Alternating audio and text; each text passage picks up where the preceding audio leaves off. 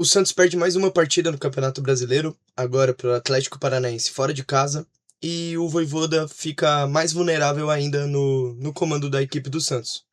Mas eu não diria nem de longe que a maior culpa é dele, como eu já disse em outros vídeos. Vamos falar um pouquinho desse jogo e de como é a expectativa para esse Brasileirão do Santos.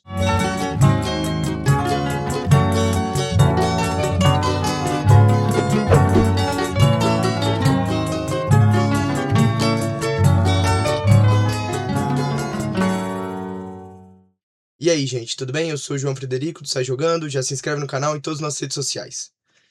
Eu diria que o Santos ontem não jogou mal. O Vojvoda conseguiu postar um time muito organizado na maioria da partida. Porém, novamente, por erros individuais, o Santos sai perdendo para um elenco mais fraco do que o próprio. E isso dificulta qualquer partida, para qualquer time. Sair atrás no placar é um primeiro passo para sair com a derrota. E o Santos consegue seguir esse manual todo o jogo, parece. E eu não vou depositar a culpa toda no Vojvoda, porque nem de longe é dele. Alexandre Matos e Marcelo Teixeira, como eu já tô cansado de falar aqui, são os maiores culpados por um elenco muito fraco. Um elenco muito fraco e muito caro. Ainda mais para um time do tamanho do Santos. Não é condizente o elenco que o Santos tem. Porém, o Vojvoda ele perde para times que são mais fracos. Mesmo o time do Santos sendo fraco, o Vojvoda perde para times mais fracos. E ainda assim, eu diria que a culpa não é dele, e sim dos jogadores que ele coloca. Ou seja, a maior parcela não é dele, mas ele tem uma pequena parcela. O Santos foi a campo com Brazão, Igor Vinícius, Zé Ivaldo, Luan Pérez, Vinícius Lira, Schmidt, Menino, Bom Tempo, Miguelito, Rony e Tassiano. O time do Santos não jogou mal a partida. Conseguiu uma certa organização. Porém, com 2 minutos de jogo, sabe? Você ainda tá vendo o que tá acontecendo na partida, você ainda tá aquecendo praticamente. E o Zé Ivaldo faz um pênalti muito, muito infantil no atacante do Atlético Paranaense. Que, inclusive, eu esqueci o nome dele agora, mas ele jogou demais e, pelo visto, foi uma baita contratação do Atlético Paranaense para a temporada. Gente, o Zé Ivaldo ele puxa a camisa do atacante do Atlético Paranaense desde fora da área e segue puxando até entrar na área e o atacante desabar no chão. Óbvio que isso ia acontecer. Só que era uma jogada promissora do Atlético Paranaense? Era. Mas a bola nem tinha sido cruzada ainda pro atacante. Então você já tá fazendo a falta antes de acontecer de fato, sabe? Não entra na minha cabeça que isso possa ter acontecido. Querendo ou não, é falta de inteligência, é burrice mesmo do jogador do Santos fazer isso. E aí o juiz, obviamente, vai no VAR, marca o pênalti. Dessa vez eu acho que nem tem o que reclamar. E o Santos toma o 1-0 no 2 minutos de jogo. E aí é óbvio, jogando fora de casa ainda, num gramado que tem que se dizer horrível, sintético e muito mal cuidado. É o que a maioria dos jogadores falam, né? Eles preferem jogar no gramado natural, mas preferem jogar num sintético do que num natural ruim. Só que jogar num sintético ruim é a pior das hipóteses.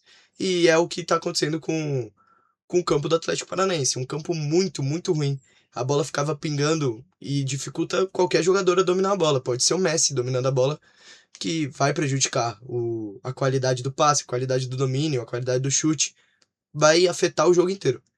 Mas isso não vem ao caso no lance do pênalti. Foi uma imbecilidade do Zé Ivaldo, que inclusive em 10 jogos do Santos no ano, já marcou 3 pênaltis por conta do Zé Ivaldo.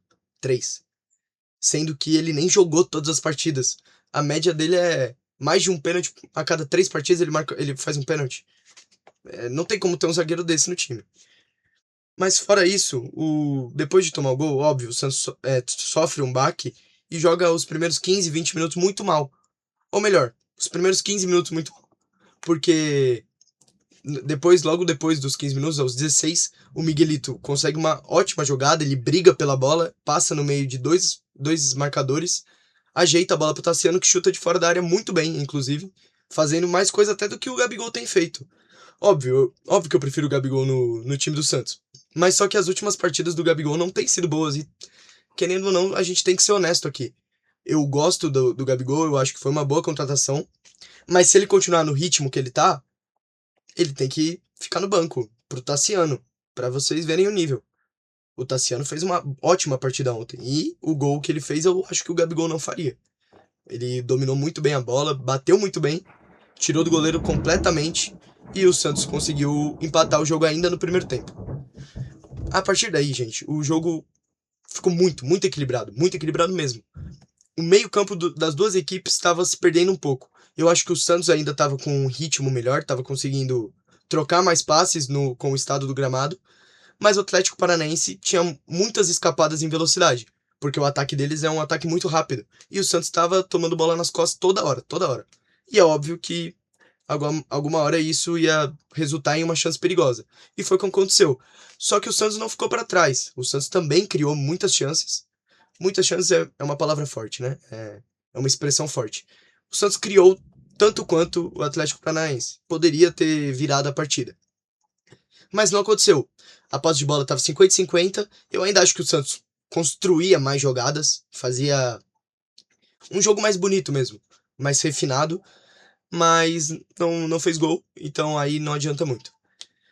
O segundo tempo começa ainda muito equilibrado e sem alterações.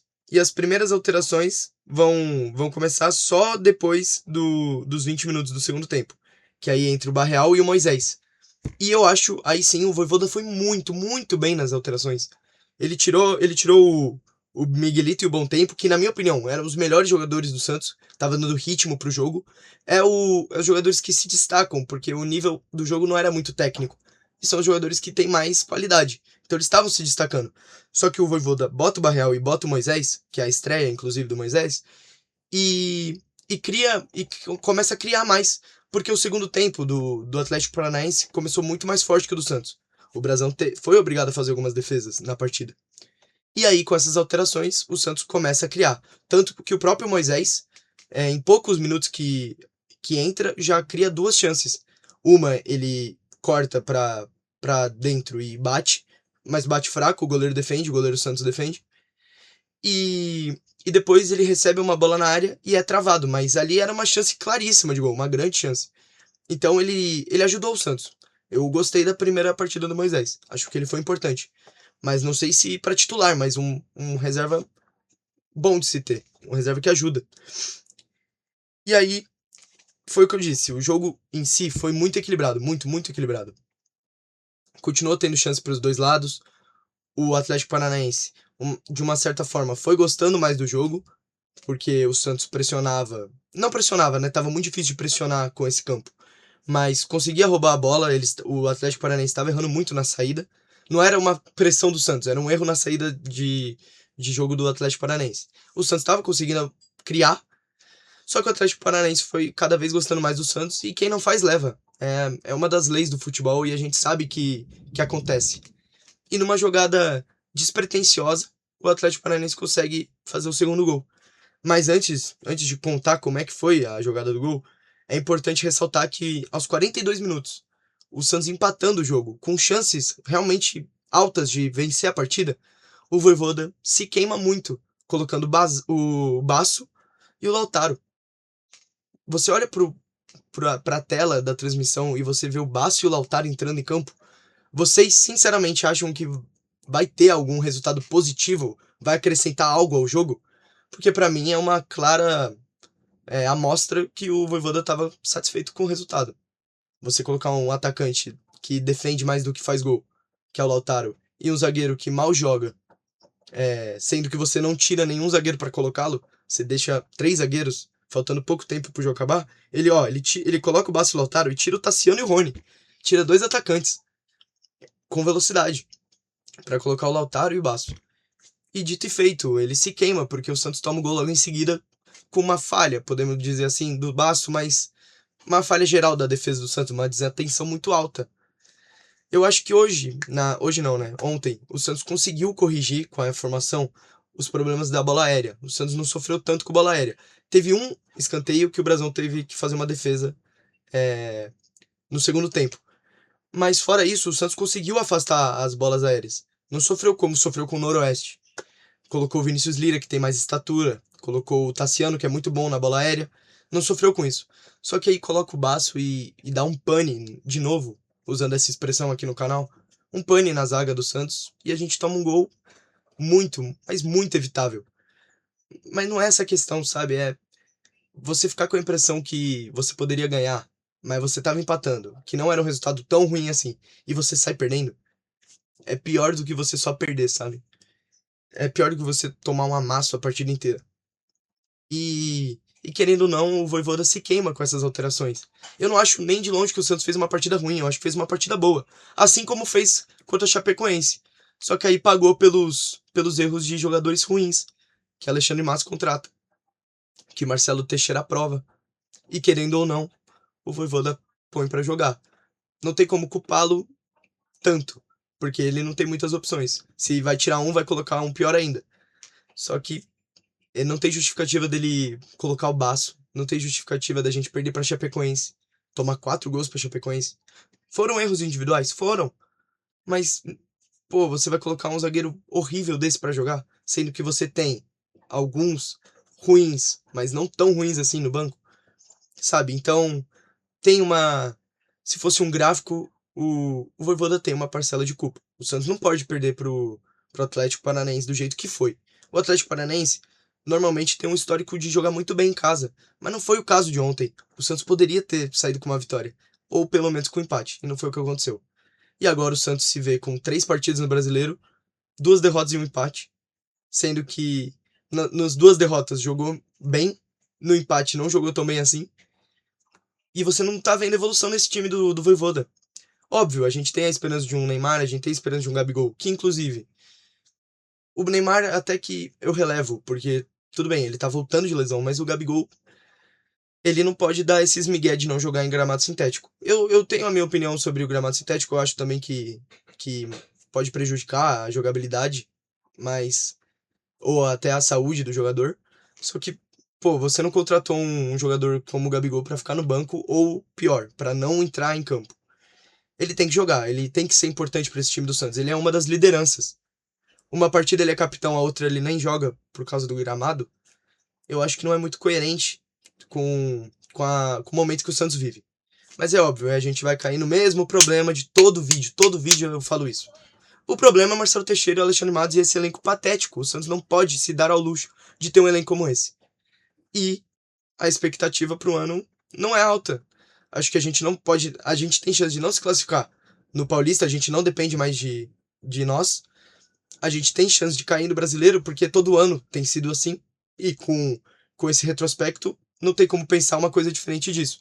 E na Sul-Americana eu tô torcendo pra cair logo, porque não vai ganhar e só vai ocupar mais o calendário para um elenco fraquíssimo, que não tem ritmo nenhum de jogo, que não tem. Quer dizer, que às vezes tem organização, mas só que não transforma isso em resultado positivo.